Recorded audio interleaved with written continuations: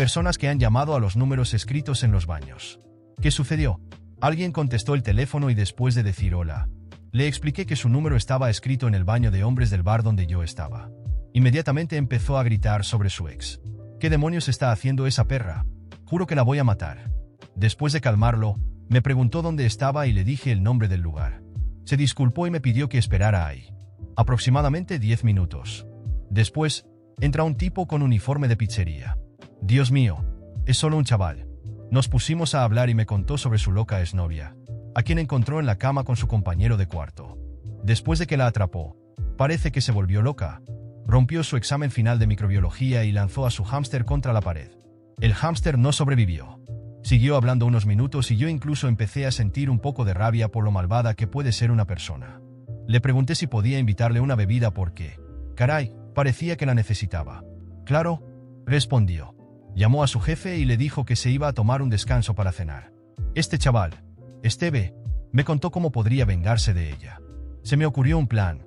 Le pregunté a Esteve dónde vivía su ex. Llamé a la pizzería donde trabajaba y pedí la especial de la casa sin champiñones porque odio los champiñones. Pero les dije que quería que Esteve la entregara. Por supuesto, les di la dirección de ella. Esteve volvió a la tienda, recogió la pizza con instrucciones de devolvérmela a mí. Esteve regresó unos 45 min. Después, subimos a su coche y le dije que me llevara a la casa de su ex. Llegamos y le dije que simplemente se recostara en el asiento y se quedara escondido, que yo me encargaría. Me acerqué a la casa de la ex de Esteve con la pizza en la mano y el corazón latiendo rápido, listo para ejecutar el plan. Esteve, acostado en el asiento del coche, parecía más tranquilo, pero aún con esa mirada intensa que me hizo creer en su historia desde el principio. Sabía que esta venganza no sería algo común, pero algo dentro de mí sentía que era lo correcto después de todo lo que él contó. La historia del hámster, del examen destruido, de la traición. No era algo fácil de superar. Llegué a la puerta de la casa y toqué el timbre. Mi corazón latía con más fuerza cada segundo de espera. Finalmente, la puerta se abrió. Una mujer con apariencia cansada, pero determinada, me miró. Era más joven de lo que imaginaba, pero tenía ojeras profundas y el cabello recogido de manera descuidada. Antes de que pudiera decir algo, frunció el ceño, confundida. ¿Qué quieres?, preguntó con voz dura. Te traje una pizza, respondí, incómodo. Ella miró la caja y luego a mí, visiblemente molesta. No pedí pizza. ¿Quién diablos eres tú? Su tono subió, impaciente. Miré hacia atrás, en dirección al coche donde Esteve estaba escondido. Ella siguió mi mirada, y cuando sus ojos se fijaron en el coche, de repente se puso pálida. No. Es él, ¿verdad? Antes de que pudiera responder, salió por la puerta rápidamente y corrió hacia el coche. Esteve, que se suponía debía estar escondido, de repente salió del coche como si la hubiera estado esperando. ¿Qué estás haciendo aquí, Emily?, gritó mientras se acercaba, como si fuera la víctima. ¿Creías que me iba a quedar así? ¿Pensabas que podías traicionarme, destruir mi vida y seguir adelante como si nada? Emily estaba en shock, y sus manos temblaban mientras intentaba encontrar las palabras. ¿Estás loco? ¿Qué estás haciendo aquí? Ya pasaron 2 años. ¿Aún no lo entiendes? No estamos juntos, Steve. Claro que no estamos juntos porque me traicionaste. Señalaba con el dedo en su dirección, cada palabra cargada de furia. Rasgas mi examen, mataste mi hamster, destruiste tú. Emily se detuvo por un segundo. Luego soltó una risa incrédula, como si estuviera escuchando la cosa más absurda del mundo. ¿Hámster? ¿Qué hámster? Esteve, nunca tuviste un hámster. Gritaba ahora, completamente indignada. Dios mío, ¿inventaste esta historia? Ni siquiera vivíamos juntos. Esteve, ¿qué estás diciendo? En ese momento, sentí como si el suelo se hundiera bajo mis pies. ¿Qué estaba diciendo ella? ¿Y qué me había contado Esteve? Miré a Esteve, confundido, y me di cuenta de que su rostro se había convertido en una máscara de frustración y desesperación. ¿Crees que no lo sé? Esteve seguía hablando. Te vi a ti y a ese tipo en mi cama. ¿Tu cama? Casi explotó de la rabia. Esteve, terminamos hace más de 2 años. Yo ya estaba con otra persona desde hacía meses cuando viste eso. No te traicioné. Nunca aceptaste la ruptura. Desde entonces, me has estado persiguiendo, espiando por la ventana, llamándome, apareciendo en mi trabajo. He cambiado de número varias veces, pero aún así me encuentras. Ahora, estaba perplejo. La imagen que Esteve había pintado de esta mujer se estaba desmoronando ante mis ojos. Lo que antes parecía una venganza justa ahora parecía Una locura. Esteve, estás enfermo, continuó ella, su voz cargada de ira. Inventaste toda esta historia en tu cabeza. Nunca tuvimos una vida juntos, nunca tuviste un hámster. Y no destruí nada tuyo porque no teníamos nada en común. Esteve, que antes parecía tan seguro de su historia, ahora estaba visiblemente perturbado. No sabía qué decir, solo miraba a Emily, en estado de shock. Empecé a juntar las piezas. La persecución, la historia del hámster, el engaño que tanto mencionaba, todo eso nunca existió. Todo era una invención de su mente. Miré a Emily, que ahora estaba casi llorando de rabia.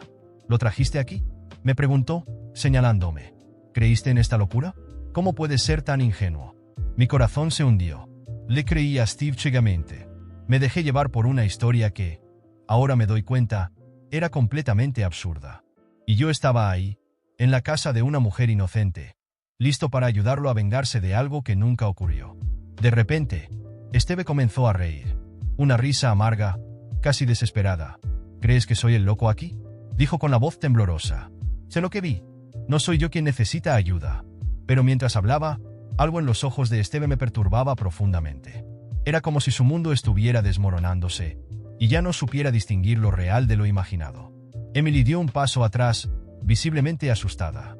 Sacó su celular y, con voz firme, dijo: «Voy a llamar a la policía, Esteve. Necesitas ayuda. Ya no puedo ignorarlo más». Sabía que había cometido un terrible error. Esteve no era la víctima. Él era el acosador.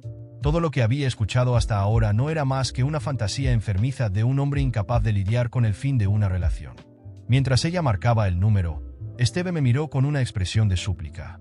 ¿Vas a creerle a ella? ¿Me vas a dejar aquí? Pero no respondí. Ya sabía la respuesta. El Esteve que conocí en el bar, el chico con el uniforme de la pizzería, era muy diferente del Esteve que veía ahora. Este Esteve estaba atrapado en una espiral de obsesión, y yo ya no podía seguir apoyando eso. Lo siento, Esteve, murmuré antes de darme la vuelta y empezar a caminar.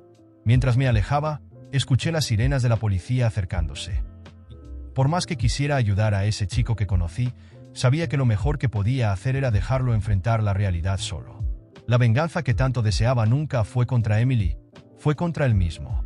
Los días que siguieron a ese enfrentamiento en la casa de Emily fueron un borrón de ansiedad y arrepentimiento.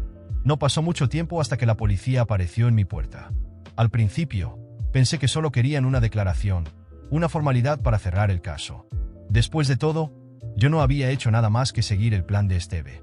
Pero cuando los oficiales me metieron en el coche patrulla y me llevaron a la comisaría, me di cuenta de que la situación era mucho más grave de lo que había imaginado. Una vez allí, me sentaron durante horas, esperando a ser interrogado. Mi mente iba a 1000 por hora, repitiendo el momento en que decidí creer ciegamente en la historia de Esteve. ¿Cómo había sido tan estúpido? Un completo extraño me contó una historia absurda, y yo, sin pensarlo 2 veces, decidí actuar como cómplice. Ahora estaba allí, en una comisaría, y lo peor, me estaban acusando de estar involucrado en acoso y persecución. Cuando finalmente me llamaron para el interrogatorio, intenté explicar mi versión. Conté la historia tal como había sucedido, que Esteve me había engañado, que no sabía nada y que solo estaba ayudando a un amigo. Pero las cosas no eran tan simples. La mujer había presentado una denuncia, y al parecer, el caso había tomado proporciones legales que yo nunca hubiera imaginado.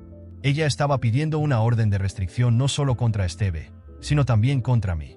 La policía argumentaba que, aunque hubiera sido manipulado, mi participación en la situación era innegable. Yo había llevado a Esteve a su casa, había sido parte activa en el plan, y por lo tanto, de alguna manera, era cómplice. Terminé siendo procesado junto con Esteve, y se fijó una fianza para que pudiera salir en libertad.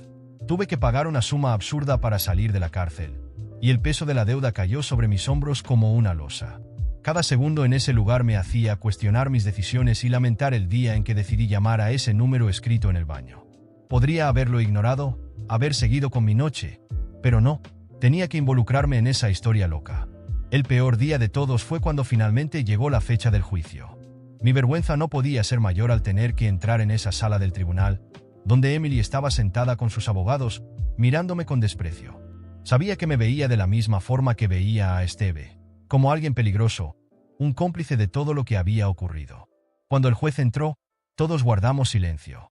La defensa de Emily fue directa e implacable. No había interés en discutir mi papel o mis intenciones. Para ellos, yo era solo otro problema que necesitaba ser resuelto.